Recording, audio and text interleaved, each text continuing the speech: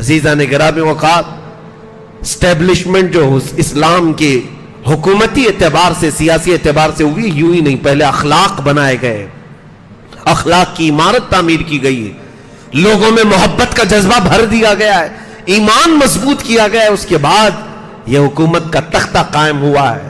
نبی رحمت صلی اللہ تعالیٰ علیہ وسلم نے صحابہ کے دلوں میں یہ باتیں گھر فرمائی تھی۔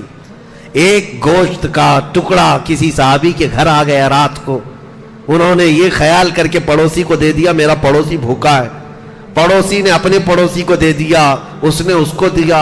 روایت مشہور ہے کہ وہ گوشت کا ٹکڑا گھومتے گھومتے پورے مدینے سے اسی پہلے صحابی کے گھر آ گیا۔ ہر ایک نے اپنے دوسرے کا خیال کیا۔ یہاں کون ہے ہم میں سے، کون ہے ہم میں سے یہ چیزیں خیال کرتا ہو؟ ہمارے دلوں کے اندر کٹرتا بڑھنے لگ گئی، کٹھور ہو گئے، چھوٹی چھوٹی چیزوں پر کمپرومائز نہیں کر سکتے، کسی دوسرے کو ہم برداشت کرنے کی طاقت نہیں رکھتے۔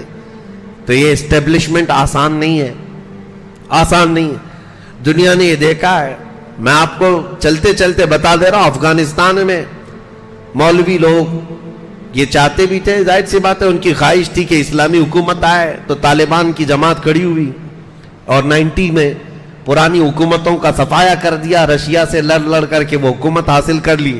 لیکن حالات ایسے تھے کہ کس کو کیا بناتے؟ دنیا چلانا اور حکومت چلانا یہ صرف اور صرف سوچ اور صرف ذہن سے نہیں ہوتا، اس کے لیے رسول کریم صلی اللہ علیہ وسلم کی پوری سیرت پڑھو۔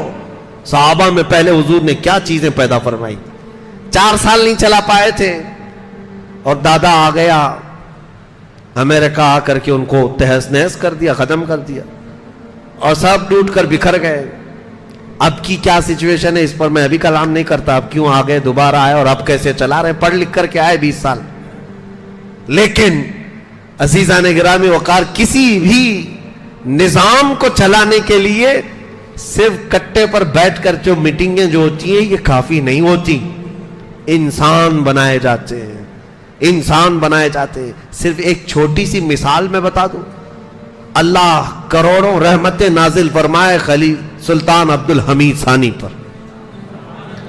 ترکی کے یہ سلطان عبد الحمید ثانی، ان کو جب مسجد نبوی شریف بنانے کا ارادہ ہوا تھا، ان کے دور کی بات کر رہا ہوں، مسجد نبوی شریف، بلکہ ایک ان سے پہلے ترکیوں کے دور میں انہوں نے مسجد نبوی بنائی تھی۔ ترکیوں نے کیسے کیا تھا؟ ماسٹر پلاننگ جس کو کہتے ہیں، معاشرہ پہلے تشکیل دینا ہے کسی چیز کو بنانے کے لیے۔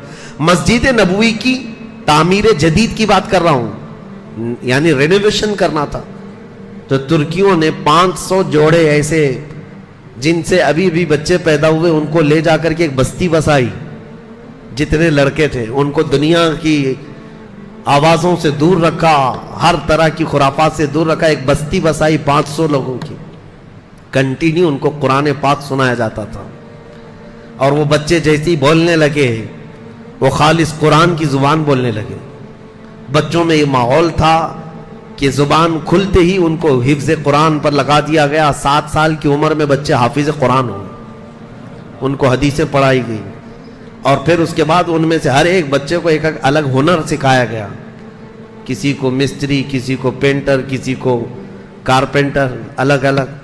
یہ 500 وہ حافظ قرآن بچے جنہوں نے دنیا کی خرافات نہیں دیکھی تھی، صرف قرآن سنا تھا اور رسول اللہ کا عشق پیا تھا۔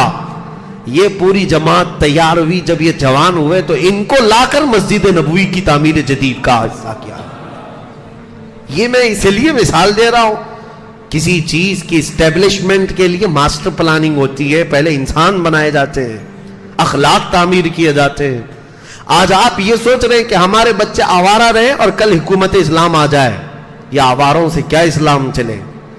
ان بد مزاج ڈاکوؤں سے کیا اسلام کی حکومت کا اسٹیبلشمنٹ ہو سکتا ہے؟ آپ اپنے بچوں کے اخلاق پر توجہ دیں، ان کو وہ ماحول دیں کہ یہ خود کھڑے ہو جائیں گے انشاءاللہ العزیز۔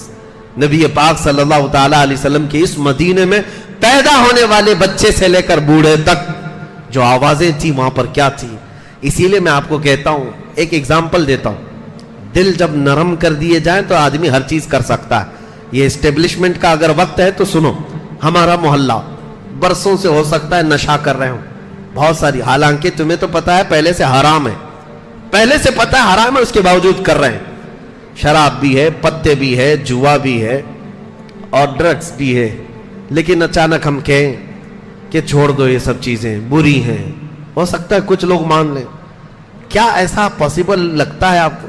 میں ناممکن تو نہیں کہوں گا, ایک لخت ایک ہی آن میں سارے لوگ چھوڑ دیں, نہیں لگتا ایسے. برسوں سے کر رہے ہیں. پھر بھی کتنے برس سے کر رہا ہوگا؟ کوئی جوان اگر ابھی آج 20 سال کا ہوگا تو زیادہ سے زیادہ اگر وہ بہت بچپن میں بھی شروع کیا ہوگا تو 10 سال سے کر رہا ہوگا. لیکن مدینے کی بات میں بتاؤں, شراب حرام نہیں تھی, حلال سمجھ کر کے پی رہے تھے. اور بچپن سے کیا 50 سالوں سے شراب پینے والے لوگ موجود تھے. حضرت انس کہتے ہیں میری عمر 10 سال کی تھی, 12 سال کی تھی, میں شراب سپلائی کیا کرتا تھا. کہبہ خانے تھے جو جگہ جگہ, جیسے چائے کی دکانیں ہوتی ہیں شراب کی, میں پیالوں میں بھر کر شراب دیتا تھا, لوگوں کو سپلائی کرتا تھا. اچانک ایک شام لوگ بیٹھے شراب پی رہے ہیں, پیالے سجے ہوئے ہیں, آواز آئی مدینے کی گلیوں میں, یا ایھا المسلمون قال رسول اللہ صلی اللہ علیہ وسلم حرمت الخمر, اے مسلمانوں اللہ کے رسول نے اعلان فرمایا شراب حرام ہو گئی. حضرت انس کہتے میرے ہاتھ سے پیالہ گر گیا. جتنے لوگ بیٹھے ہوئے تھے, صرف میری کیفیت نہیں, کوئی منہ سے لگایا تھا تو وہیں سے اس نے پٹک دیا. سب اپنے گھر گئے, جو مٹکے رکھے تھے ان کو ٹھوکریں مار مار کر کے توڑ دی. حضرت انس کہتے ہیں ایک دن ہم نے دیکھا تھا مدینے کے سارے گٹر اور نالے شراب سے بہ رہے تھے. ایک ہی دن. کسی بھی صحابی نے یہ نہیں کہا.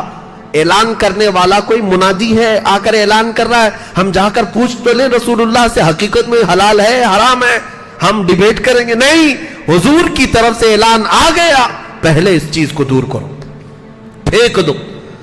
بچنے کا یہ جذبہ جب ان کے دلوں کے اندر تھا, ارے میرے عزیزو ایک بار تو حالت یہ تھی, صحابہ کا فرمان برداری کا جو جذبہ تھا. حضور ایک طرف جا رہے تھے, نبی پاک صلی اللہ تعالیٰ علیہ وسلم نے فرمایا مجھے لہسن پسند نہیں ہے, اچھا نہیں لگتا. تو صحابہ نے کہا حضور کو لہسن پسند نہیں, لہسن پسند. بات چلتی گئی مدینے میں, یہاں تک کہ لوگوں میں یہ مشہور ہو گیا لہسن حرام ہو گیا. سب آئے حضور صلی اللہ تعالیٰ علیہ وسلم کے حضور, سب کہنے لگے لہسن حرام ہو گیا, لہسن حرام. کہا نہیں, حضور پاک صلی اللہ علیہ وسلم نے فرمایا کہ نہیں, اس کی بو بہت زیادہ ہوتی ہے, اس کی مہک زیادہ ہوتی ہے, اور ہم جب قرآن کی تلاوت کرتے ہیں مسجدوں میں آتے ہیں تو ہمارے منہ اتنے نہ مہکیں, کیونکہ اللہ کے فرشتے اپنا منہ ہمارے منہ سے لگا دیتے ہیں. میں یہ تیز بو والی چیز کو پسند نہیں کرتا. صحابہ کو بعد میں یہ کلیئرنس دینا پڑا. دوسرے صحابہ نے کلیئر کیا حضور سے سن کر کے کہ حرام نہیں ہے. میں یہ کہنا چاہ رہا ہوں حضور صلی اللہ تعالیٰ علیہ وسلم کی ایک ادا بھی دیکھتے, کسی چیز کو چھوڑ دیا, صحابہ تو اس کو پوری طور پر نکال دیتے تھے, ختم کر دیتے. عزیزان گرامی اوقات, تب جا کر کے اسلام کا اسٹیبلشمنٹ ہوا ہے مضبوط طاقت کے ساتھ. وہ صرف مسجد نبوی سے چلنے والی حکومت تھی. اب حالات یہ تھے کہ جیسے ہی نبی پاک صلی اللہ علیہ وسلم مدینے میں آئے, تیسرا کام, پہلا کام مسجد نبوی کا, دوسرا کام عقد مواخات بھائی چارگی کا, تیسرا کام یہودیوں سے اور مدینے کے رہنے والوں سے ایگریمنٹ کیا. تقریباً 52 اس کے اندر وہ تھے, ٹرمز تھے. جیسے آپ حضور صلی اللہ علیہ وسلم اور ان کے درمیان 52 بنود تھے جن پر دستخط ہوئی. وہ سارے چیزیں آج بھی میثاق مدینہ اس کو کہتے ہیں, حضرت ابوبکر صدیق کے بنائے ہوئے تھے. آپ کو پتا ہے یو این اے کے ایک رپورٹ میں اگر آپ کو بتاؤں, یو این اے نے کئی لوگوں کے درمیان ایگریمنٹ بنوائے صلح کے اور زندگی گزارنے کے. فلسطین اور اسرائیل کے بیچ, ساؤتھ سوڈان اور نارتھ سوڈان کے بیچ, اور دنیا کی کئی کنٹریز کے درمیان. یہ جو بنائے یو این اے کی طرف سے, ان میں سے سب سے چھوٹی جو ایگریمنٹ ہے اس کے پیجز 4,500 صفحات کے. 4,500 صفحات میں کیا لکھ مارا ہے پتہ نہیں. صدیق اکبر رضی اللہ تعالیٰ عنہ نے ایسا میثاق بنایا تھا جو 14 صدیوں تک آج تک یاد کیا جا رہا ہے, جو صرف 1.5 صفحے کے اندر موجود تھا. ایک صفحہ اور دوسرا آدھا صفحہ, اس کے درمیان 52 ایسے ٹرمز تھے, کنڈیشنز تھے جو دونوں کے درمیان تھے. اس میں سے مین چیز یہ تھی ہم مدینہ طیبہ میں آئے, ہم تمہیں تکلیف نہیں دیں گے, تم ہمیں نہیں دو گے, لڑائیاں ہماری آپس میں نہیں ہوں گی, اور قریش جب بھی حملہ کریں گے مکہ والے آئیں گے تو ہم ساتھ میں مل کے لڑیں گے, مدینہ کی حفاظت تمہارے لیے بھی ہمارے لیے بھی. تم جس جماعت کے ساتھ اچھائی کرو گے ہم بھی اس کے ساتھ اچھا کریں گے, ہم جس کے ساتھ معاہدہ کر لیں گے تم کو بھی کرنا پڑے گا. اس طرح کی ساری چیزیں تھیں. لیکن یہ یہودی غدار یہ سارے ٹرمز توڑ دیے تھے, جس کی وجہ سے ان کے ساتھ جنگیں ہوئی. بنو نذیر, بنو قریظہ, یہ جو 2 قبیلے تھے ان کو مار کر بھگایا گیا, مدینے سے نکالا گیا. پھر خیبر میں گئے, خیبر کی جنگ کے بعد وہاں سے بھی نکال کر کے ان کو بھیجا گیا. اب دنیا بھر میں ادھر ادھر گھومتے پھرتے ہیں ذلیل و خوار, اسرائیل کو قبضہ کیے بیٹھے ہوئے ہیں. لیکن یہ ایسے ذلیل و خوار ہے کہ قیامت تک ان پر ذلت طاری رہے گی, اللہ کا غضب ان کے ساتھ رہے گا. یہ بے گھر ہو کر کے دنیا میں رہتے رہیں گے. آج اسرائیل پر گئے ہیں اور قبضہ جما کر کے 70 سال سے بیٹھے ہوئے ہیں. فلسطینیوں کا جینا تنگ کر کے رکھے ہیں یہ یہودی. دیکھنا وہ وقت آئے گا یہاں سے بھی یہ بے گھر ہوں گے اور ان کو وہاں سے بھی نکالا جائے گا. بلکہ حدیث پاک ہے, مسلم شریف کی حدیث ہے, ایک وقت آئے گا, حدیث شریف بتا رہا ہوں میں, جب حضرت امام مہدی حضرت عیسیٰ علیہ السلام کا دور آئے گا, مسلمان گزر رہا ہوگا تو جو پتھر ہوگا نا, پتھر بھی اللہ اس کو بولنے کی طاقت دے گا. وہ کہے گا یا مسلم ان ورائی یہودیا فقتلہ, اے مسلمان آجا میرے پیچھے یہودی چھپا بیٹھا ہے اسے مار ڈال. پتھر بولیں گے. حضور صلی اللہ علیہ وسلم نے فرمایا میرے عزیز وہ دور کب آئے گا؟ ظاہر سی بات ہے ہماری ان باتوں کو ابھی اسرائیلی بڑے سیریس لیتے ہیں, پھر ہمیں ویزا نہیں دیتے ہیں بیت المقدس جانے کے لیے. پچھلی مرتبہ ایسا ہوا کہ تقریباً 6 گھنٹے ایئرپورٹ پہ بٹھایا اور مجھے وہاں سے ریجیکٹ کیا کہ جا نہیں سکتے. تقریریں گڑتی ہیں, چبھتی ہیں, جیسی بھی ہوتی ہوں گی, یہ امانت ہے, ہم سپرد کر کے جائیں گے انشاءاللہ. اور میرے آقا کا فرمان ہے سب سے افضل جہاد ظالموں کے سامنے حق بات اعلان کرنا, اور ہم وہ کرتے رہیں گے انشاءاللہ. میں یہ عرض کر رہا ہوں حضور اکرم صلی اللہ تعالی علیہ وسلم نے جب حکومت قائم فرمائی, تیسرا میثاق مدینہ ہو گیا, ایگریمنٹ ہو گیا. اب اس کے بعد یہ یہودی ایسے تھے, ایگریمنٹ تو حضور کے ساتھ کر رہے تھے لیکن منافق تھے, اندرونی طور پر سازشیں رچتے. یہاں کی خبریں مکہ والوں کو دیتے تھے خط لکھ کر کے, اور مکہ والوں کو انہوں نے ہی ابھارا تھا. پھر جنگ بدر واقع ہوئی. جنگ بدر میں کفار مکہ 70 کی تعداد میں مارے گئے تھے. ایسی ہزیمت ان کی کبھی نہیں ہوئی تھی. مکہ والے اتنی بڑی تعداد میں کبھی مرے نہیں تھے. حضور صلی اللہ تعالی علیہ وسلم کے ان صحابہ کے ہاتھ مارے گئے تھے جن صحابہ کو انہوں نے مکہ سے نکالا تھا, مکہ سے بے گھر کیا تھا. یہاں تک کہ وہ امیہ جو حضرت بلال کا آقا تھا اس کو حضرت بلال نے مارا ہے.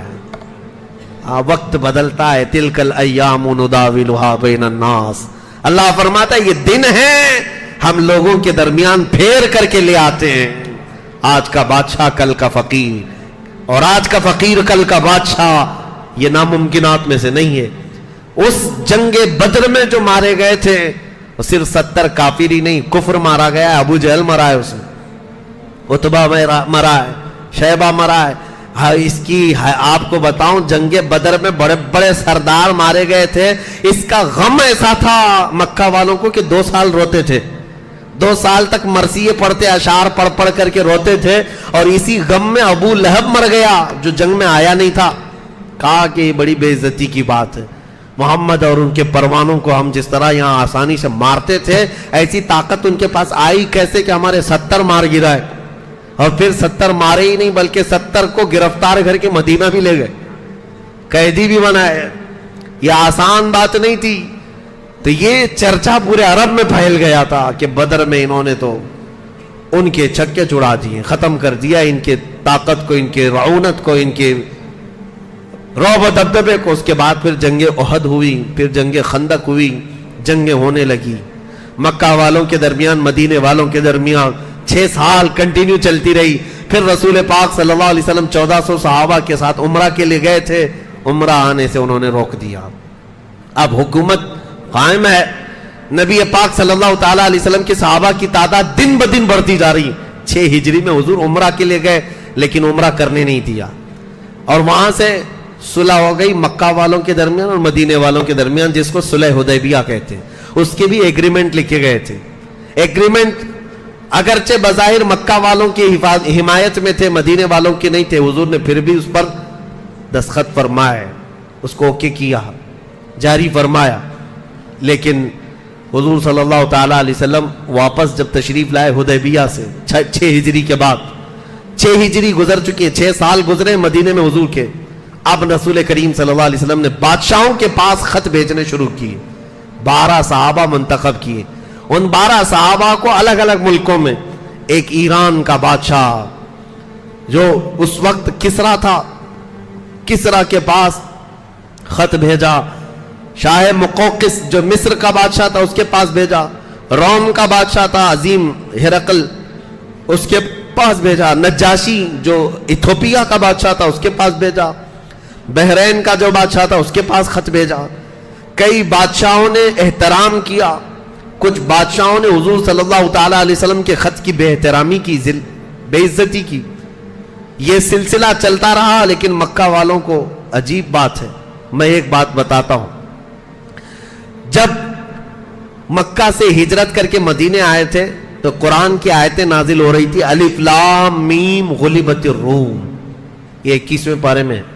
روم اس وقت کا سپر پاور ہے اور قرآن میں آ رہا ہے کہ رومیوں کو شکست ہو جائے گی، جبکہ سپر پاور کے لیے کہہ رہا ہے. اور صحابہ کا یقین ایسا تھا قرآن میں آ گیا ہے، ہونا ہے. یہ بادیہ نشین صحابہ، بغیر چپل کے چلنے والے، پیوند لگے کپڑے، کھجور کی گٹلیاں چوس کر دن گزارنے والے، جب چلتے پھرتے کہتے تھے کہ ہم روم کو شکست دے دیں گے، روم کو مار گرائیں گے، ختم ہو جائیں گے. مکہ والے ٹھٹا مار کر کے ہنستے تھے، کہا مارتے تھے، دیکھو ان کی شکلیں، یہ دیہات کے رہنے والے، اور کس سے پنگا لیں گے، کس سے مقابلہ کریں گے؟ روم سے. لاکھوں کی فوج جن کی ہے، آدھی دنیا پر سلطنت ان کی ہے. لیکن صحابہ کہتے تھے وہ وقت بھی آئے گا، وہ وقت بھی آئے گا.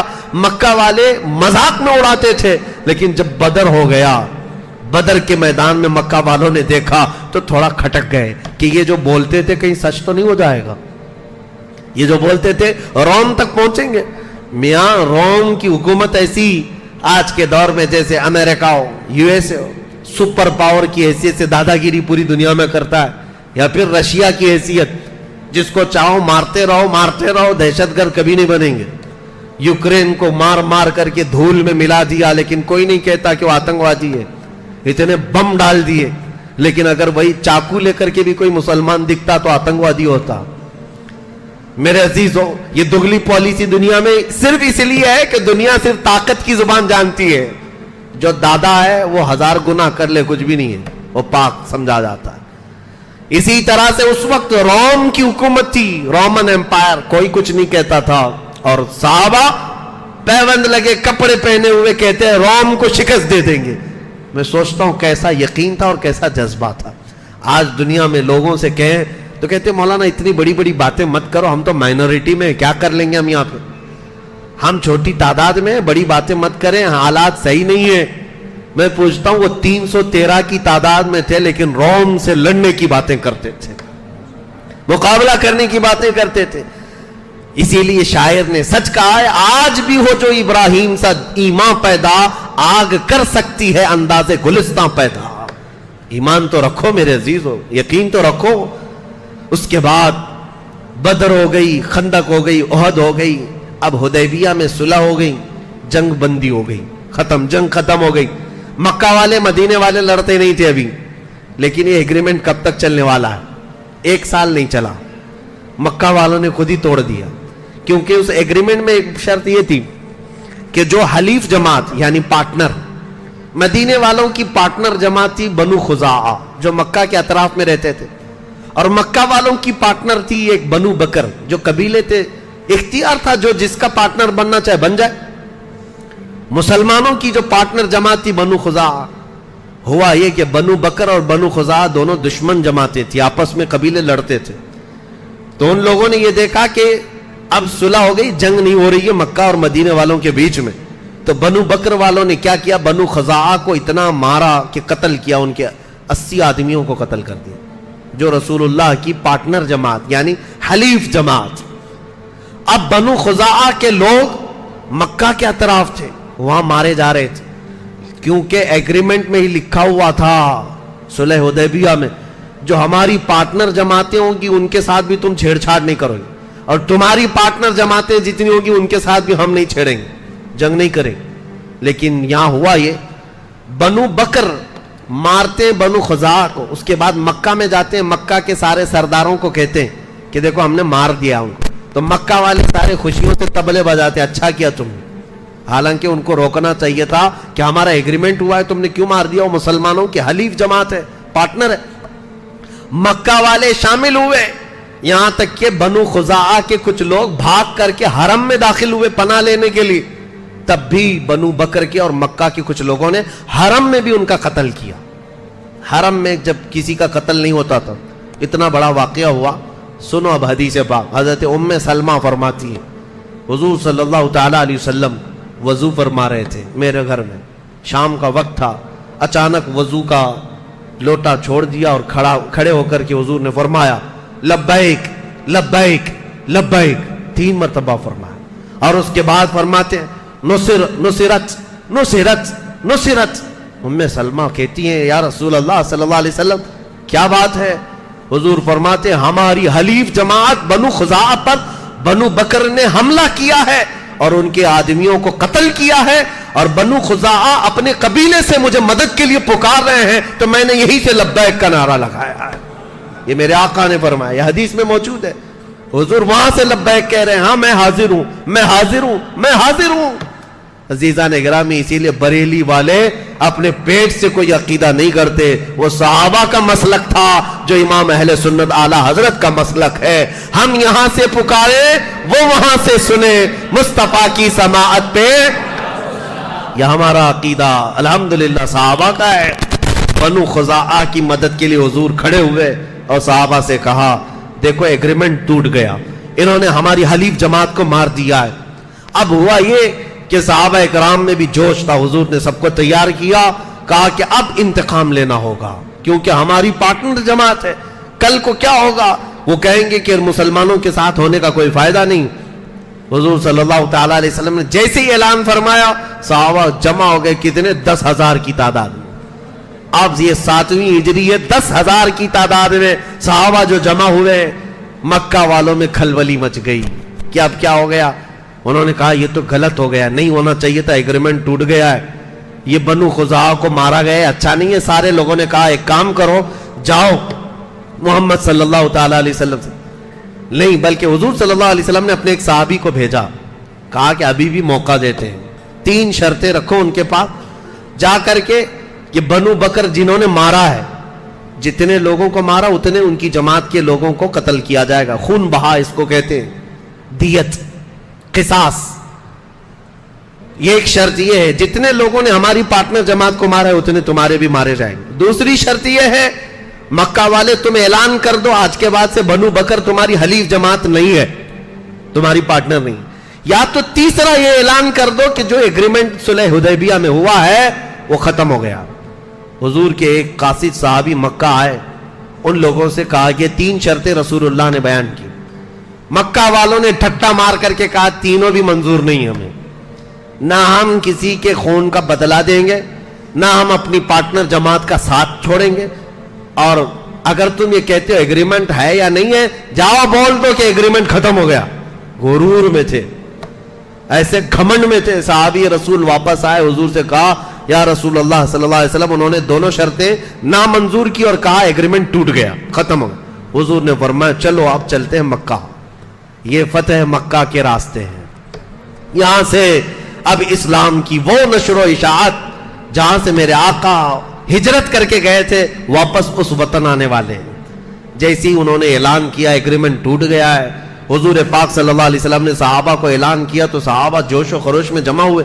اب یہ نقل و حرکت مکہ والوں کو پہنچی, مکہ والوں میں کھلبلی مچی. کہا ایسا نہ ہو, ایگریمنٹ کو دوبارہ رینیو کیا جائے, تجدید کی جائے. غلطی سے ہم نے کہہ دیا تھا ٹوٹ گیا, نہیں ابھی نہیں ٹوٹا ہے, اس کو رینیو کیا جائے. اور اپنے سردار ابو سفیان کو بھیجا کہ جاؤ مدینے میں جا کر کے بات کرو کہ ہم ایگریمنٹ رینیو کرنے آئے. جب وہ مدینے میں آئے ابو سفیان رسول اللہ صلی اللہ علیہ وسلم نے بات ہی نہیں کی، حضور نے بات ہی نہیں کی ابو سفیان سے. اب وہ حضرت ابو بکر کے پاس جائے، حضرت علی کے پاس جائے، حضرت عمر کے پاس جائے، کہ جاؤ حضور سے کچھ سفارش کر دو، میں ایگریمنٹ رینیو کرنے آیا ہوں، جنگ نہیں چاہیے، صلح ہی پر چلیں گے. کسی صحابی نے اس کو منہ نہیں لگایا، یہاں تک کہ تنگ آ کر ابو سفیان اپنی بیٹی کے گھر آئے. ان کی بیٹی کون ہے؟ ام حبیبہ، حضور کی زوجہ ہے، رسول اللہ صلی اللہ علیہ وسلم کی زوجہ ہے. ابو سفیان کہتے ہیں یہ بعد میں اسلام لائے. تھک ہار کر کے اپنی بیٹی کے گھر گئے، ہو سکتا ہے رسول اللہ کی بیوی ہے میری بیٹی، اس کے ذریعے سے بات پہنچا دوں، حضور مان جائیں گے، اپنی بیوی کی بات تو رکھیں گے. تو ابو سفیان گھر گئے ام حبیبہ کے گھر. کمال ہے اس خاتون ام المومنین کی، وہ وفا شعاری میرے مصطفیٰ سے، باپ کافر ہے، مصطفیٰ کریم کی زوجیت میں رہنے والی، ہم کروڑوں مومنوں کی ماں، سلام ان کی تربت پر. گھر میں ابو سفیان جیسے ہی داخل ہوئے، باپ آیا ہے بیٹی کے لیے، کئی برسوں کے بعد آیا ہے، جیسی آئے بستر بچھا ہوا تھا. ام حبیبہ رضی اللہ تعالیٰ عنہ نے دیکھا ابو سفیان آیا ہے گھر کے اندر، فوراً بستر کو کھینچ لیا، لپیٹ کر کے دوسری طرف کیا. ابو سفیان نے کہا بیٹھ جاؤں، کہا بیٹھنا ہے تو بیٹھ سکتے ہو، کہا بستر تو رکھتے، چادر تو رکھتے. ام حبیبہ نے کہا قسم رب ذوالجلال کی، اس بستر پر میں کسی ناپاک کو بیٹھنے نہیں دے سکتی، اس لیے کہ رسول اللہ کا بستر پاک ہے، جس پر میرے آقا بیٹھتے ہیں میں کسی ناپاک کو اس پر بیٹھنے نہیں دے سکتی. یہ کیسا کمال کا ایمان تھا، بیٹی اپنے باپ کو رسول اللہ کے بستر پر آنے نہیں دینا چاہتی. آج لوگ ہم سے یہ پوچھتے ہیں کہ آپ اس طرح کے بھید بھاؤ کرتے ہیں، فلاں سے مت ملو، ان سے نہ ملو. میرے عزیزو، ہماری محبت رسول اللہ کے رشتے سے ہے، ہماری دشمنی بھی رسول اللہ کے رشتوں سے جو انجام ہے اسی سے ہے. اسی کو بات رکھو، یہ ہمارا پیدا کیا ہوا مسلک نہیں ہے. حضرت ام حبیبہ نے اپنے باپ کا بھی خیال نہیں کیا. اگر میرے رسول کا نہیں ہے تو نہ میرے گھر کا ہے نہ میرا باپ ہے. یہ عقیدہ ہماری ماں سے ملا ہوا، ام المومنین سے ملا ہوا. ابو سفیان جو یہ خیال لے کر کے آئے کہ بیوی کی بات رسول اللہ مان لیں گے، یہاں سے سفارش ہوگی، ابو سفیان کہتے ہیں اس عورت کو میں کیا بتاؤں، کیا سفارش کروں جو بیٹھنے کے لیے مجھے بستر بھی رکھنا نہیں چاہتی، چادر بھی نہیں بچھاتی. بہت مایوس ہو کر واپس مکہ لوٹ آئے. ابو سفیان واپس آئے، لیکن صحابہ میں سے کچھ صحابہ نے کہا ایک کام کرو ابو سفیان، تم یہاں کھڑے ہو کر کے ایسے اعلان کر کے چلے جاؤ کہ میں نے پھر سے رینیو کر دیا ہے ایگریمنٹ کو. وہ کھڑے ہو کر کے مسجد نبوی کے پاس زور زور سے اعلان کر کے گئے. تو اس کا کیا اثر ہوگا؟ کسی نے ہاں کہا، لبیک کہا، حضور نے اس پر منظوری دی نہیں. مکہ واپس آ کر کے کہا، مکہ والوں نے پوچھا کیا ہوا کیا ہوا، ایگریمنٹ رینیو ہو گیا؟ کہا نہیں، کسی نے میری سنی تو نہیں، لیکن میں نے زور سے اعلان کر دیا ہے، میں نے زور سے بتا دیا ہے. جیسے بھاشن کوئی پی ایم دے کر کے چلا جائے، کسی کو سمجھ میں آئے نہ آئے، بول تو دیا ہے نا، ہم نے تو کنڈم کیا ہے، مذمت کیا ہے. اسی طرح کا اس زمانے کا وہ تھا. کہا میں نے تو بول دیا. مکہ والوں نے پوچھا کسی نے اس پر لبیک کہا؟ ہاں کہا ہے. کہا نہیں کسی نے نہیں کہا. تو کہا پھر اس رینیویشن کا کیا مطلب ہے، یہ تجدید کہاں ہے یہ؟ اس کے بعد بات ہوئی، مکہ والوں نے کہا اب تیار ہو جاؤ، محمد صلی اللہ علیہ وسلم وہ فوج لے کر کے آئیں گے جس کا مقابلہ ہم میں سے کوئی نہیں کر سکتا. بات حقیقت تھی. 7ویں ہجری تھی اور ذی القعدہ کا مہینہ تھا. رمضان گزار کر کے نبی کریم صلی اللہ تعالی علیہ وسلم صحابہ کو اعلان کرتے ہیں. صحابہ نکل پڑے، مدینے کے جتنے صحابہ تھے سب نکلے ہیں، اور حتیٰ کہ حضور کی جتنی ازواج مطہرات تھی سب سفر میں ساتھ تھی. جب رسول پاک چلتے آئے اور یہاں تک کہ راستے میں حضور کی جتنی حلیف جماعتیں تھیں، یعنی جو پارٹنر قبیلے تھے، سب ساتھ ہوتے گئے. مکہ سے ابھی 35 کلومیٹر دور یہ لشکر جرار میرے آقا کا تھا. ارے 313 کا مقابلہ کرنے کی سکت نہیں تھی. آج تو 10,000 کی تعداد میں آ رہے تھے، 10,000 کی تعداد. جب حضور صلی اللہ تعالیٰ علیہ وسلم صلح کر رہے تھے 1 سال پہلے، حضرت عمر بڑے بے قرار تھے، بہت بے قرار تھے. وہ کہہ رہے تھے ہم کیوں دب کر صلح کر رہے ہیں، ان سے جنگ کریں گے، ان کو ماریں گے. حضور یہی فرما رہے تھے اے عمر، میری آنکھیں جو دیکھ رہی وہ تم نہیں دیکھ سکتے. میرے مصطفیٰ سال بھر پہلے وہی دیکھ رہے تھے کہ اللہ تعالیٰ اس شان کے ساتھ مکہ میں داخل کرے گا. عزیزان گرامی، 35 کلومیٹر دور یہ پڑاؤ کیا ہے لشکر. اچانک اسی حالت میں مکہ میں کھلبلی مچی، سب تتر بتر ہیں، اب نہ جنگ کرنے کی طاقت تھی نہ سامان تھا، بلکہ بڑے بڑے رئیس ان کے سردار جتنے گرو گھنٹال تھے وہ اسی جنگوں میں مارے گئے تھے۔ ابو جہل بھی نہیں تھا، ابو لہب بھی نہیں ہے، عتبہ شیبہ، بڑے بڑے سردار مرے ہوئے تھے، جو کچھ بچی کچی جماعت کو لے کر چلنے والے ابو سفیان، اور ابو سفیان حضرت عباس کا خاص دوست تھے۔ حضرت عباس کون ہے؟ حضور کے چچا ہیں۔ حضرت عباس ابو سفیان سے کہتے ہیں میں تیرا کام کراتا ہوں۔ مکہ میں ابو سفیان کو ساتھ لیے اور کہا حضور صلی اللہ علیہ وسلم ابھی مکہ آئے نہیں، 35 کلومیٹر دور ہے۔ حضرت عباس رات کے وقت ابو سفیان کو اپنی اونٹنی پر بٹھا کر لے آئے، چل رسول اللہ کے پاس تجھے سامنے کر دیتا ہوں، جتنا کیا گیا ہے سب ہے وہ معاف کر دیں گے۔ ابو سفیان جنگ بدر میں سامنے ہے، احد میں سامنے ہے، خندق میں سامنے ہے، ہر جنگ میں حضور کے سامنے ہے۔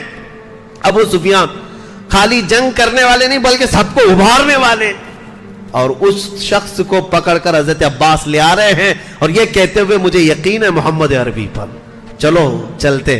ابو سفیان ساتھ آ گئے، رات کا وقت تھا، قافلہ پڑاؤ کیا ہے رسول اللہ کا، دوسرے دن مکہ میں داخل ہونے والے۔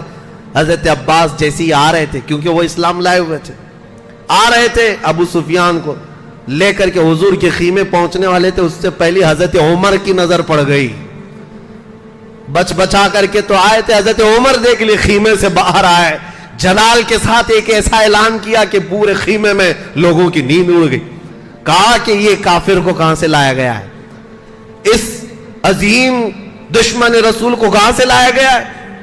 حضرت عباس نے کہا جلدی چلو جلدی چلو، رسول اللہ کے خیمے میں داخل ہو جاؤ نہیں تو عمر چھوڑے گا نہیں۔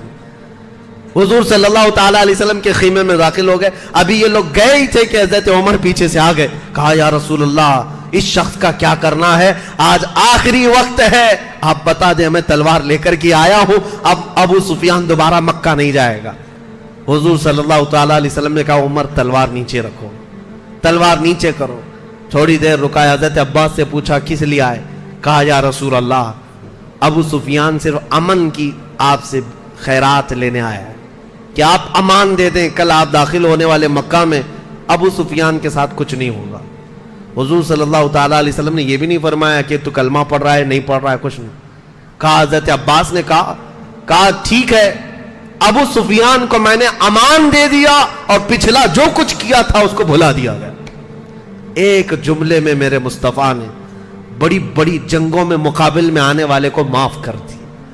اسی لیے تو میرے عزیزوں، ہم ہزار گناہوں کا بوجھ لیے ہوئے بھی اگر کوئی امید رکھتے ہیں تو اس تاجدار مدینہ سے رکھتے ہیں جس کا دربار کھلا ہے۔ شاعر نے سچ کہا ہے، نہ کوئی عمل ہے سنانے کے قابل، نہ منہ ہے تمہارے دکھانے کے قابل، لگاتے ہیں اس کو بھی سینے سے آقا جو ہوتا نہیں منہ لگانے کے قابل۔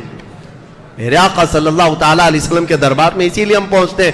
بریلی والے امام کی سنو، یوں ہی نہیں پکار کر کہا تھا، پھر کے گلی گلی تباہ، ٹھوکریں سب کی کھائی کیوں، دل کو جو عقل دے خدا تیری گلی سے جائے کیوں۔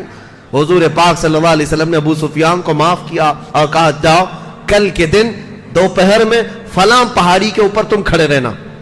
حضور چاہتے تھے کہ ابو سفیان کو دکھایا جائے لشکر اسلام کیسے مکہ میں داخل ہو رہا ہے۔ ابو سفیان ایمان لائے ہوئے نہیں، اسلام قبول کیے ہوئے نہیں۔ دوسرا دن تھا، 20 رمضان کی تاریخ ہے، جمعہ کا دن ہے، اللہ اکبر، رمضان المبارک کا مہینہ ہے۔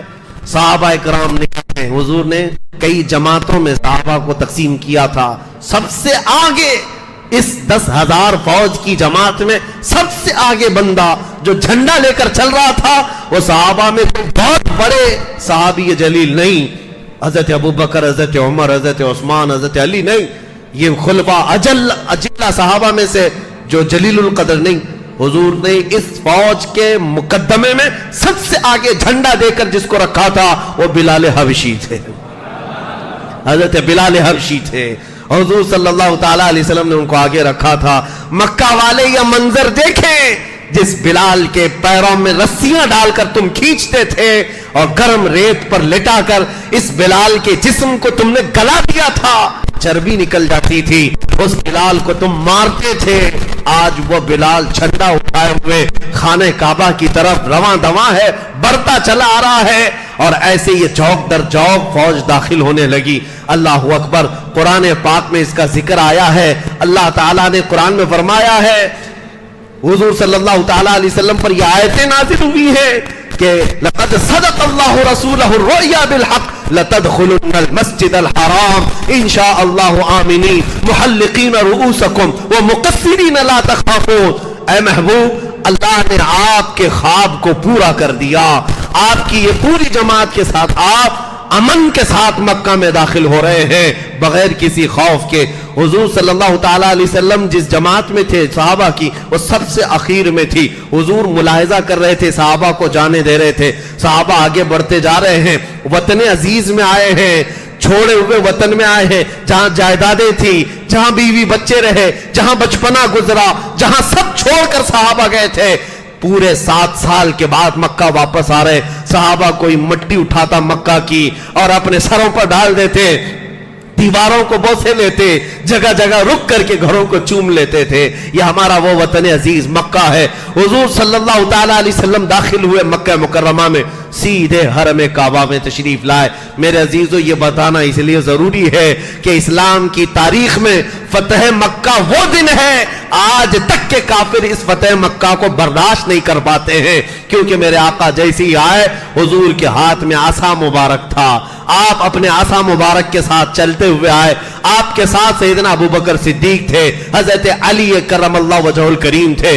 दोनों सहाबा को हुजूर पकड़े हुए सबसे पहले हरम काबा में आए, खाने काबा के पास आए। एक वाकया मैं बता दूं, हिजरत से पहले खाने काबा की चाबी उस्मान बिन शैबा, एक शख्स थे, हजरत उस्मान गनी नहीं है, दूसरे उस्मान है, उनके पास रहती थी। हुजूर ने एक दिन उनसे कहा, उस्मान बिन शैबा, चाबी दे दो, मुझे अंदर जाना है। कहा, तुम जैसे दीन छोड़े हुए आदमी को मैं चाबी नहीं दूंगा, तुम खाने काबा में नहीं जा सकते। हुजूर को उन्होंने मना कर दिया था, चाबी देने से मना किया, खाने काबा का दरवाजा खोलने से मना किया। हुजूर ने उनसे कहा, ऐ इब्ने शैबा, इंतजार कर, एक वक्त आएगा ये चाबी मेरे हाथ में होगी और मैं जिसे चाहूंगा चाबी दूंगा। उस्मान बिन शैबा कहते हैं, आज ये इतना मारे जाते हैं, 40 लोग नहीं हैं। और उसके बाद जब ये हिजरत करके गए थे तो उस्मान बिन शैबा कहते हैं, मुझे तो लगा था उन्होंने ऐसी हवा में बात कर दी होगी, लेकिन जब फतेह मक्का के दिन वापस आए तो फिर एहसास हो गया, मोहम्मद अरबी की जुबान से निकली हुई बात टल नहीं सकती है, जो कहते हैं वो होकर रहता है। अब 10,000 सहाबा के बीच में हुजूर खाने काबा के सामने गए और पुकार कर कहा, उस्मान बिन शैबा कहां है? चाबी लेकर के हाजिर हुए, ईमान लाए हुए नहीं है, काफिरों की जमात में है। चाबी थी, कहा चाबी लाओ, मुकाबला करने की जो ताकत नहीं, सकत नहीं, चाबी लाकर हुजूर के हाथ में दे दिया। हुजूर ने अपने हाथों से खाने काबा को खोला। यह सबसे पहला दरवाजा खुला है, इस्लाम की फतह की आगाज यहां से है। तारीख इस्लाम के सुनहरे बाब यहां से खुल रहे हैं। मक्का का दरवाजा क्या खुला, पूरी दुनिया के दरवाजे खुल गए। हुजूर अंदर जाते ही जो आयत पढ़ रहे थे, अपने हाथ में आसा था, लकड़ी थी, और इस लकड़ी को लेते, बुतों को जो अंदर रखे थे गर्दन में डालकर गिराते थे, फरमाते थे, कुल जाअल हक़ व ज़हक़ल बातिल इन्नल बातिल कान ज़हूक़ा। हक आ गया, बातिल मिट गया, और बातिल को मिटना ही है। मैं हमेशा दुआ करता हूं, मौला हुजूर की इस सुन्नत पर भी अमल करने का मौका आता हो। हक आ जाए, बातिल मिट जाए। हुजूर सल्लल्लाहु ताला अलैहि वसल्लम ने 360 बुतों को गिराया, जो वहां पर अंदर तस्वीरें थी उनको पोंछकर साफ कर दिया। जब पूरा खाने काबा इन आलाइशों से पाक हुआ, बाहर तशरीफ लाए और बिलाल से कहा, बिलाल जाओ खाने की छत पर, खाने काबा की छत पर आज अजान दे दो। यहां पहली अजान होने वाली है, मक्का में पहली अजान है हरम काबा से। हजरत बिलाल हबशी जोश मोहब्बत में चढ़ते चले गए, रस्सी डाली, खाने काबा की छत काफी ऊंची थी, चढ़ गए। बाज बुजुर्गों ने फरमाया, हजरत बिलाल को यह ख्याल ही नहीं था, खाने काबा की छत पर तो बड़े मोहब्बत में चढ़ गए, क्योंकि वो जब मस्जिद नबवी से अजान देते थे तो खाने काबा की तरफ मुंह करके देते थे। हर मुअज्जिन आज भी कहां मुंह करके अजान देता है, किबले की तरफ मुंह करके देता है। हजरत बिलाल छत पर चढ़ गए, پھر سوچنے لگے اب منہ کس طرف کروں, کعبہ تو نیچے آ گیا ہے, میں تو چھت پر ہوں, کدھر منہ کر کے اذان دوں. حضور کی طرف دیکھنے لگے. میرے آقا نے فرمایا بلال میری طرف دیکھ کر کے اذان دو. اسی کو بریلی کا امام کہتا ہے حاجیو آؤ شہنشاہ کا روزہ دیکھو, کعبہ تو دیکھ چکے کعبے کا کعبہ دیکھو. اور کعبہ کیا کہتا ہے؟ بریلی کے امام کہتے ہیں غور سے سن تو رضا, کعبے سے آتی ہے صدا, میری آنکھوں سے میرے پیارے کا روزہ دیکھو. عزیزان گرامی وقار, یہ پہلی اذان ہے. بلال حبشی نے اذان دی. مکہ میں جتنے لوگ تھے سب پکڑ کر کے لائے ہوئے تھے, جو بڑے دنوں سے جنگ لڑتے تھے, بدر میں گئے ہوئے, احد میں گئے ہوئے, خندق میں گئے ہوئے, خیبر میں آئے ہوئے کئی لوگ تھے وہاں پر, سب کو پکڑ کر کے لایا گیا تھا. اور سب مجرم تھے, قیدی تھے آج کے. اور صحابہ نعرہ کیا لگا رہے تھے؟ الیوم یوم الملحمہ, آج تو گوشت چھتڑے اڑانے کا دن ہے, یہ جتنے مارے تھے سب کا بدلہ لیا جائے گا. حضور صلی اللہ علیہ وسلم ایک اونچے ٹیلے پر چڑھ جاتے ہیں اور اس کے بعد مکہ والوں سے مخاطب ہو کر کے فرماتے ہیں اے مکہ والوں, آج تم سب کے سب یہاں پر عاجز اور مجبور ہو کر کے آئے ہو, بتاؤ تم میرے بارے میں کیا خیال کرتے ہو, میرے بارے میں کیا گمان کرتے ہو؟ مکہ والوں نے ایک ہی زبان سے کہا انت کریم ابن کریم و اخ کریم, آپ کریم ہیں, شریف ہیں, آپ کے باپ بھی کریم تھے, آپ کریموں کے بھائی ہیں, آپ سے سخاوت کے علاوہ ہم کوئی امید نہیں رکھتے. حضور نے صحابہ سے کہا جو نعرہ لگا رہے ہو الیوم یوم الملحمہ بند کرو, آج چھیتڑے اڑانے کا دن نہیں ہے, الیوم یوم الرحمہ, آج رحم کرنے کا دن ہے. الا تثریب علیکم اليوم اذهبوا انتم الطلقاء, میرے آقا نے فرمایا جاؤ مکہ والو, آج تم سے کوئی پوچھ تاچھ نہیں ہوگی, تم سب کے سب آج معاف کر دیے گئے. یہ پہلا اعلان تھا. ابو سفیان دوڑے ہوئے آئے, وہ ہندہ آئی جنہوں نے امیر حمزہ کا کلیجہ چبایا تھا احد کے میدان میں, کلیجہ چبایا تھا سینہ چاک کر کے. وہ سب آئے حضور صلی اللہ تعالی علیہ وسلم کے دربار گوہربار میں. آتے ہی عرض کیا اشہد ان لا الہ الا اللہ واشہد ان محمد رسول اللہ. میرے آقا صلی اللہ علیہ وسلم کے اخلاق کریمہ نے ایسے سخت دلوں کو موم کر دیا تھا جو کسی کے سامنے جھکتے نہیں تھے. وہ آستانہ نبوی میں آج جھک گئے, سب جھک گئے. یہاں تک کہ صفوان ایک شخص ہے, بہت سخت دشمنی, جس کے باپ کا قتل ہو گیا تھا بدر میں. وہ حضرت عمیر بن وہب, ایک صحابی حضرت عمیر بن وہب جن کے بیٹے کو حضور کے پاس قیدی بنایا گیا تھا اور وہ قتل کرنے کے لیے مدینے آئے تھے حضور کا, تلوار کو زہر میں بجھا کر. یہ صفوان اور عمیر دونوں بہت قریبی ساتھی تھے. کعبہ کے حتیم میں بیٹھ کر کے دونوں نے مشورہ کیا تھا اور حضور کا قتل کرنے کے لیے عمیر بن وہب آئے تھے. مدینے میں آئے, حضور نے پوچھا کیوں آئے ہو؟ کہا بیٹا میرا قیدی آپ کے پاس خیر خیریت لینے آیا. حضور نے فرمایا سچ بتاؤ, وہ بات بتاؤ جو حتیم کعبہ میں بیٹھ کر کر کے آئے ہو. وہ غیب دان نبی نے اتنا کہا تھا, عمیر بن وہب کے ہاتھ سے تلوار چھوٹ گئی, کلمہ پڑھ لیا, ایمان لائے, اور واپس آئے تو دوست ابھی ایمان لایا ہوا نہیں تھا صفوان, وہ چھوڑ دیا. عمیر بن وہب کو ڈانٹنے لگا تجھ کو تو قتل کرنے بھیجا تھا, تو خود مسلمان ہو گیا. اب صفوان کو بہت سمجھاتے تھے لیکن سمجھتا نہیں. جس دن فتح مکہ ہوا اس نے کہا کہ میں یہاں ان کے سامنے قیدی اور مجبور بن کر کے رہنے سے خودکشی کرنا پسند کرتا ہوں. گھوڑا لے کر دوڑ پڑا, کہا کہ میں سمندروں میں جا کر کے چھلانگ لگاؤں گا اور ڈوب کے مر جاؤں گا لیکن محمد کے ہاتھ میں نہیں ہوں گا. اتنا کٹھور دل. عمیر بن وہب آئے, کہا کہ یہ خودکشی کرنے جا رہا ہے, سوسائڈ کرنے جا رہا ہے. دوڑتے ہوئے آئے, کہا دیکھ محمد صلی اللہ علیہ وسلم نے ابو سفیان کو معاف کیا, ہندہ کو معاف کیا, سب کو, تو کون سا بڑا ہے, آ جا. کہا نہیں میں نہیں آ سکتا. تھوڑی دیر کے بعد پوچھنے لگا کیا وہ مجھ جیسے کو معاف کریں گے؟ میں نے تو ان کے قتل کا منصوبہ بنایا, بدر میں ان کے سامنے, احد میں ان کے سامنے, خندق میں ان کے سامنے, مجھے معاف کریں گے؟ عمیر نے کہا معاف کریں گے, میری بات تو سن. کہتا نہیں مجھے یقین نہیں. حضرت عمیر آئے, کہا رسول اللہ صلی اللہ علیہ وسلم سے آج فتح مکہ آپ نے فرمایا یوم الرحمہ ہے, رحمت کا دن ہے.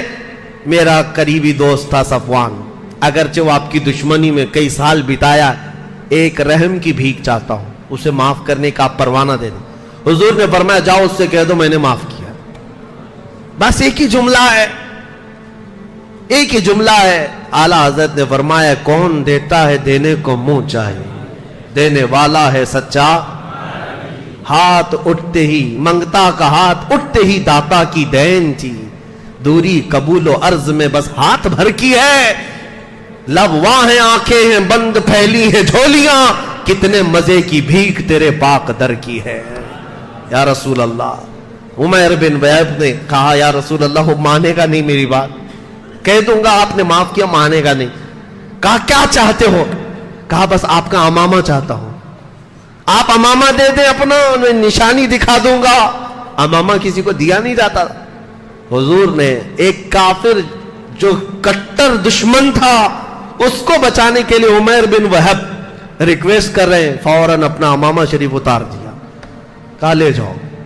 عمیر بن وہب امامہ شریف کو لے کر کے آئے، صفوان جو گھوڑے پر بیٹھ کر سمندر میں چھلانگ لگانا چاہ رہا تھا، کہا سن لے میری بات، میں نہیں کہتا تھا کہ وہ معاف کریں گے، میں نے جا کر تیرے بارے میں کہا، انہوں نے معاف کر دیا۔ کہا کیا بات ہے، کیا ثبوت ہے تمہارے پاس؟ نکال کر کے دکھایا وہ امامہ مبارکہ رسول اللہ کا جو آپ کے سر پر سجا ہوا تھا۔ صفوان سے کہا کہ یہ دیکھ انہوں نے نشانی کے لیے امامہ بھیجا۔ صفوان کا دل موم ہو گیا، کہا میں نے ایسا انسان ہی نہیں دیکھا دنیا میں نے ایسا انسان ہی نہیں دیکھا۔ امامہ مبارکہ کی خوشبو کیا گئی اس کے سینے میں، دوڑتا بھاگتا ہوا واپس آیا، جو سوسائیڈ کرنے کے لیے گیا تھا واپس دوڑتا ہوا آیا، حضور کے قدموں میں گر گیا۔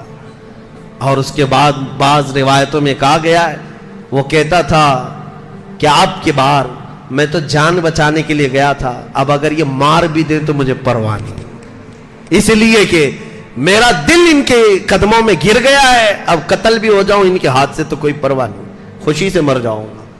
عزیزان گرامی وقار، اسلام کی اسٹیبلشمنٹ میں میرے آقا کے حکیمانہ افعال کو اگر میں ذکر کروں راتیں گزر جائیں گی، اتنا آسان نہیں تھا۔ فتح مکہ کے بعد کیا رسول کریم صلی اللہ تعالی علیہ وسلم اس دن عمرہ فرماتے، عمرہ کے بعد فوراً آپ مدینہ طیبہ کے لیے رخصت ہو رہے تھے تو یہ اعلان فرمایا تھا، اے مکہ میں تجھ سے بے حد محبت کرتا ہوں، کاش مکہ والوں نے مجھے نہ نکالا ہوتا تو میں زندگی بھر کبھی مکہ چھوڑ کر نہ جاتا۔ مکہ سے حضور صلی اللہ تعالی علیہ وسلم رخصت ہوئے، واپس مدینے آئے، یہ 7 ہجری کی بات تھی۔ اس کے بعد کچھ بڑی جنگیں ہوئی ہیں، دوسرے لوگوں سے جنگ حنین ہوئی ہے، جنگ تبوک ہوئی ہے، اور اس کے بعد 10ویں ہجری تھی۔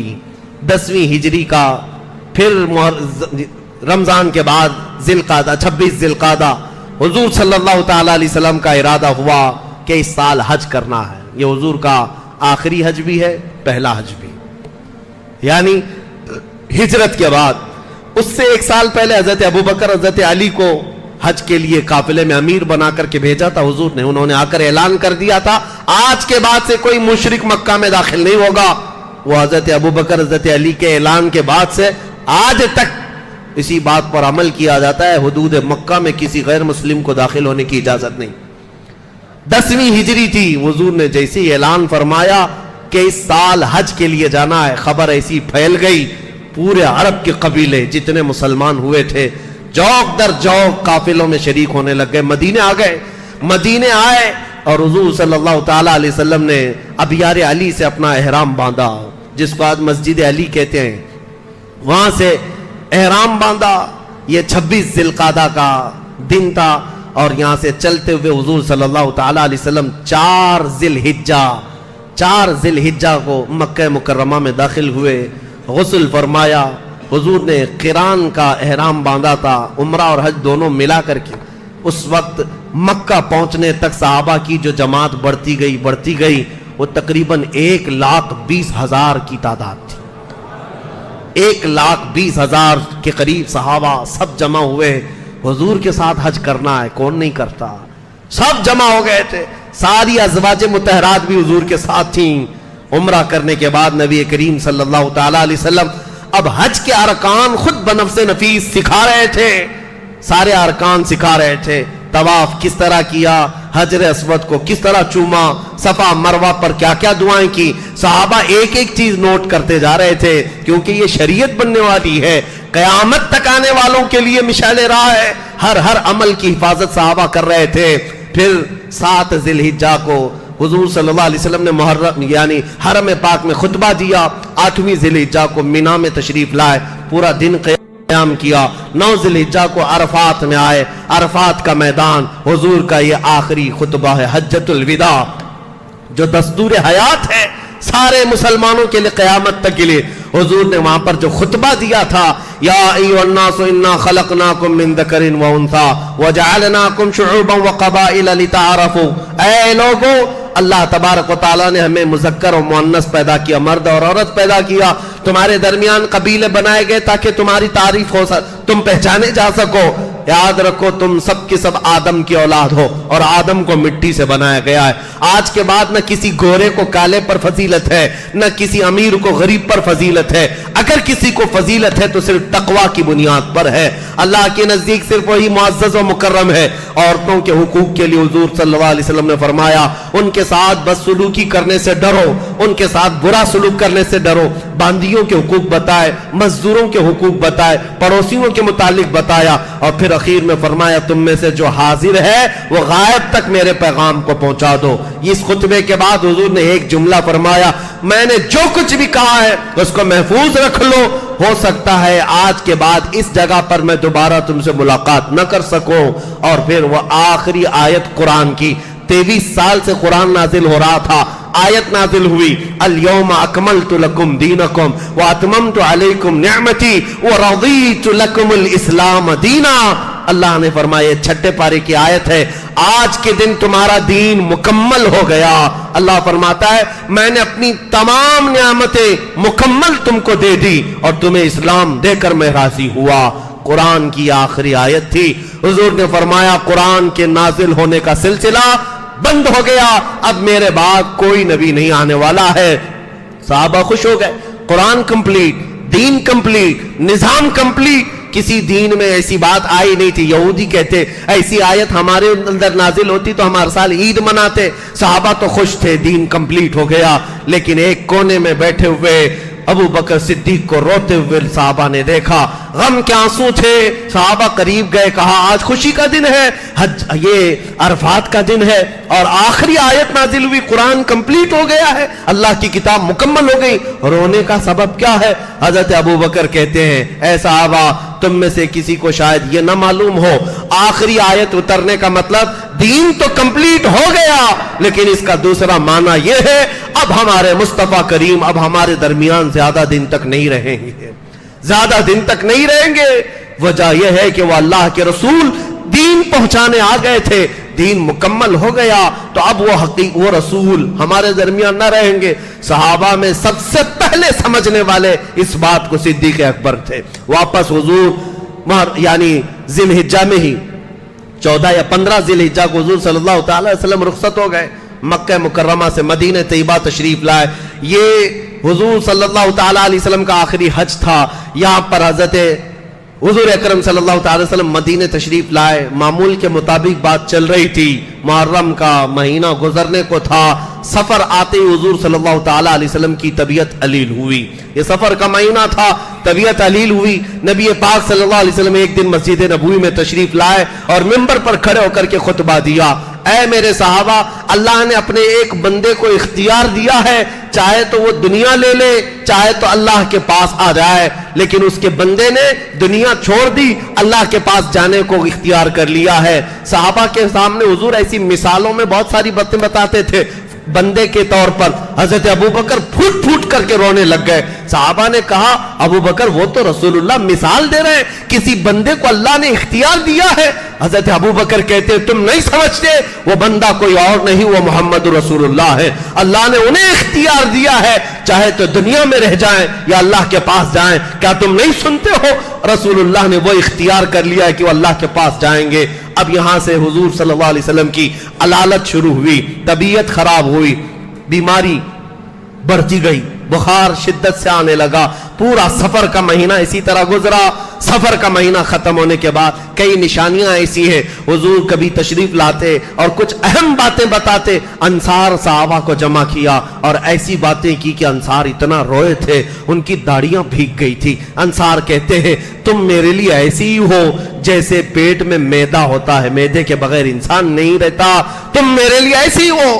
अंसार सुनो, दुनिया की कौमें बढ़ती जाएंगी, अंसार घटते जाएंगे, इतने रह जाएंगे जैसे आटे में नमक की तरह, लेकिन तुम पर बहुत बड़ी जिम्मेदारी है। तुमने जो मुझे देखा, तुमने जो मुझे सीखा, हर चीज तुम पूरी दुनिया में पहुंचाओगे। अंसार साहबा हुजूर की ये बातें सुनते सुनते आंखों से अश्क ऐसे रवां थे, भीग गए थे। फिर वो दिन आया, रबीउल अव्वल शरीफ का महीना शुरू था। रसूल करीम सल्लल्लाहु तआला अलैहि वसल्लम 7वीं रबीउल अव्वल या 8वीं रबीउल अव्वल शरीफ को हुजरे में गए और अपनी तमाम असवाज मुतहरात को बुलाया, जितनी बीवियां थी। हुजूर सल्लल्लाहु अलैहि वसल्लम की उस वक्त 9 बीवियां करीब थी।